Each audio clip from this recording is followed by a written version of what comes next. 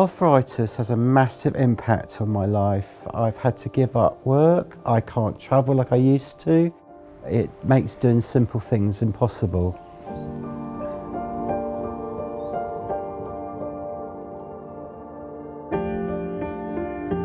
I've been waiting for new knee for 4 months. I've been told that it won't happen for at least another 2 or 3 months.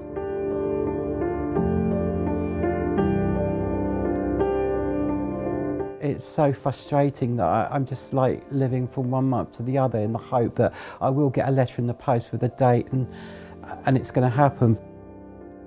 I'm going to fight through this. I won't give in and I will get my life back.